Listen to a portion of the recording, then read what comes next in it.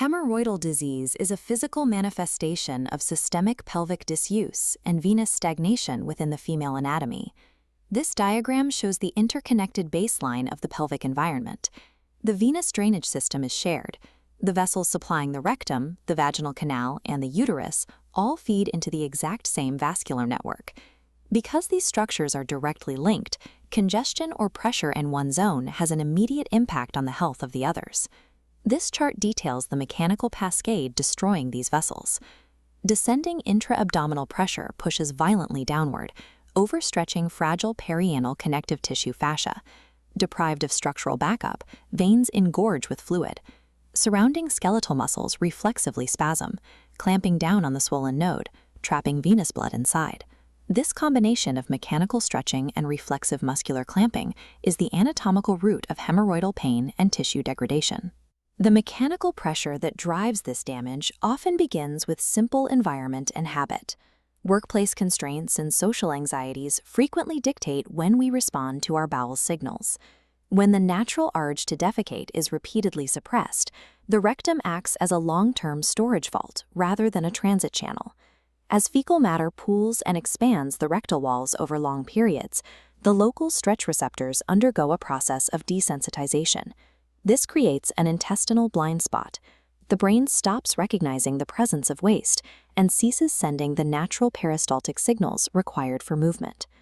The stool dehydrates and hardens, forcing a woman to use intense physical straining that crushes the pelvic floor downward to achieve elimination.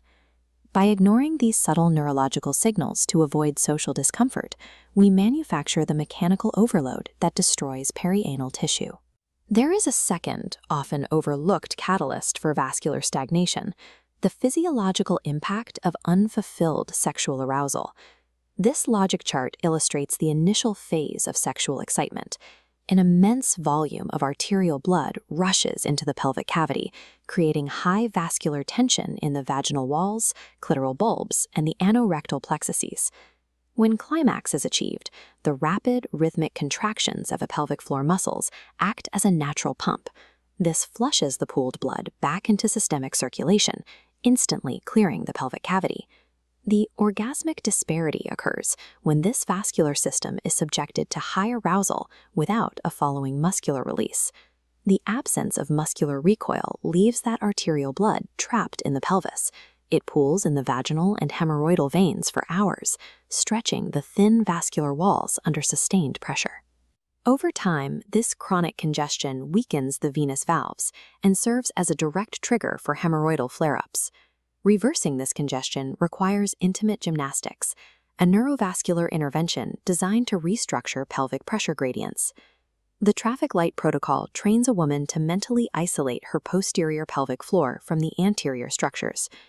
This schematic shows the isolated green light zone. Performing slow, hyper-controlled retractor contractions in this area breaks chronic hypertonic spasms and restores a healthy resting tone. This is paired with the glute bridge matrix, which focuses on active pelvic elevation. This diagram demonstrates the physics.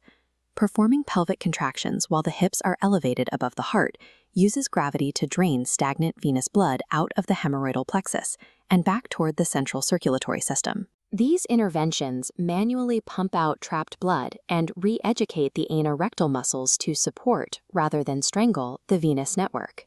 Internal muscular rehabilitation requires strict adherence to daily external bowel hygiene to be effective. Never sit on the toilet for prolonged periods browsing a phone. This posture leaves the pelvic floor entirely unsupported, allowing gravity to pull the hemorrhoidal nodes downward. You must also support the cellular walls of your blood vessels from the inside out. A high-fiber diet and systemic hydration keep the stool soft, removing the need for downward straining. If you experience an acute hemorrhoidal crisis or thrombosis, pause all training immediately. Exercising during an acute flare-up can exacerbate tissue inflammation or tearing.